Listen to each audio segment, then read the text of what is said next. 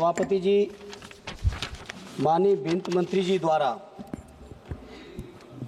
2024-25 के लिए जो लाई हुई अनुपूरक मांगे हैं, उसका मैं अपनी पार्टी की ओर से पुरजोर विरोध करता हूं।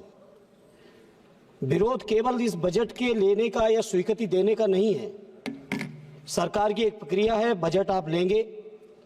सवाल इस बात का है सभापति जी कि जिस मुद्दों पर, जिन बातों के साथ, जिन वादों के साथ आज ये सरकार दिल्ली में बैठी है, मैं पूछना चाहता हूं कि हर साल 2 करोड़ रोजगार देने का वादा करके आजाद भारत की सबसे ज्यादा बेरोजगारी दर अगर कभी हुई है तो आज की तारीख में है।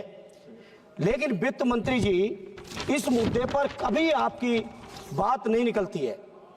पप्पू भाई चर्चा कर रहे थे काले धन की, मैं उनकी बात का समर्थन करता हूं।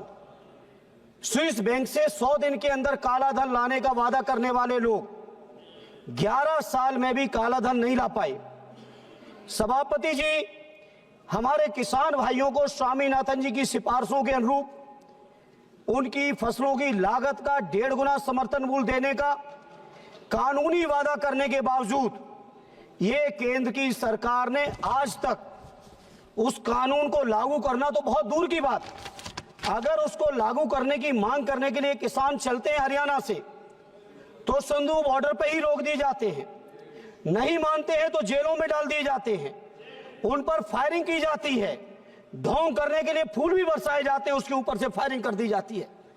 अगर कोई राजनीतिक दल यहां से सदन में बैठे हुए अगर हमारे माननीय सांसदगण मिलने की कोशिश करते हैं उन किसान भाइयों से जेल में जाकर, तो हमारे किसान भाइयों को भी उस जेल तक में नहीं मिलने दिया जा रहा है।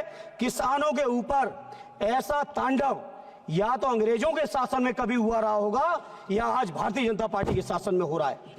वित्त मंत्री जी, इस बात का मुझे बड़ा अफसोस है, एमएसपी आपने नहीं जारी की। आपने तकरीबन सारे विभागों के लिए बजट में अनुपूरक मांगे की हैं, लगभग 102 मदों में मांग की है, और मैं 102 मदों में जितनी भी मांगे हैं सब पे तो प्रकाश नहीं डाल पाऊंगा, समय नहीं दे पाएंगे सभापति जी, लेकिन जिन जिन पे भी नजर दौड़ाई आपने कहीं काम नहीं किया। किसानों की बात करो,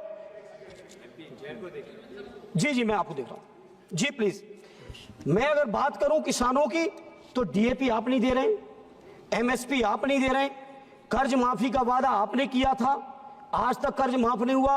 अगर कोई बड़े उद्योगपति हैं तो उनके लाखों करोड़ कर्ज माफ होंगे, अगर किसानों के ऊपर कहीं 10-20 हजार रुपए भी छूटता है तो उनके लिए पुलिस से वसूली कराई जाती है आपकी सरकार के माध्यम से।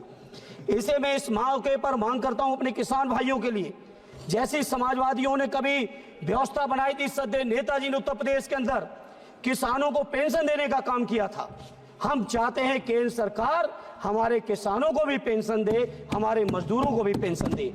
ऐसे सभापति जी, जहां किसानों की समस्या है, नौजवानों के साथ हम समाजवादियों का नारा रहा है कि बेकारों को काम दो या बेकारी का दाम दो, दवा पढ़ाई मुफ्ती हो, कपड़ा रोटी सस्ती हो।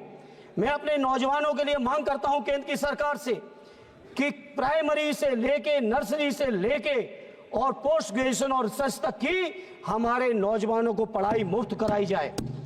हमारे नौजवान न केवल पढ़ने के बाद जिस तरह से भटक रहे हैं, रोजगार के नाम पे लाठी खा रहे हैं, इलाहाबाद में अलग लाठी चल रही है, लखनऊ में 69 रियासत शिक्षक अलग लाठी खा रहे हैं, देश के अलग अलग इलाकों में अलग अलग लाठी खा रहे हैं। उनके नौजवानों को लाठी ना मिले बल्कि सरकार की ओर से नियुक्ति पत्र मिले, ये हमारी आपसे प्रार्थना है। आज उत्तर प्रदेश के अंदर अकेले हम बात करें 2 लाख से ज्यादा शिक्षकों के पद खाली पड़े हैं, तो ये केंद्र की सरकार के लोग जवाब दें, आखिर उन पदों को कब भरने का काम करेंगे।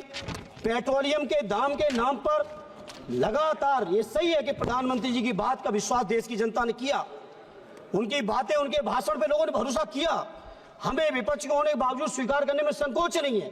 लेकिन वित्त मंत्री जी, जब इतना भरोसा किया है तो आखिर उस भरोसे को पूरा करने की जिम्मेदारी किसकी है। इसलिए मैं आज आपसे कहना चाहता हूं, पेट्रोलियम के दामों का सवाल है, कृपया जब यूपीए की सरकार थी सभापति जी तो बहुत लंबी लंबी बातें की गई। उस समय पेट्रोल का दाम केवल 70 रुपए था 14 में, और आज बढ़ के 100 रुपए हो गया। सभापति जी, अभी तो शुरुआत कर पाए हैं, कृपा करिए। डीजल का दाम केवल 57 रुपए था उस समय, आज 90 रुपए है। सभापति जी, सभापति जी इसी तरह से I will decide whether it is a warning or final. I will decide, please. No, I have given him a lot of opportunities. I am giving you 30 seconds. Please conclude. सभापति जी, Okay, 1 minute. Please conclude. Gas का दाम 1200 था, sorry 400 था, आज 1200 हो गया है। इसी तरह से पेट्रोलियम से लेके तमाम चीजें, प्रधानमंत्री राहत कोष के लिए मैं प्रार्थना करूंगा माननीय वित्त मंत्री जी।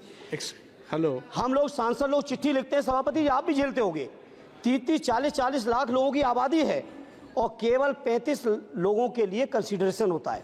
हालांकि बजट से नहीं जाता है, आप बजट से देना चाहो दो प्रधानमंत्री राहत कोष में, लेकिन मेरा अनुरोध यह है सभी सांसदों की ओर से कि 35 की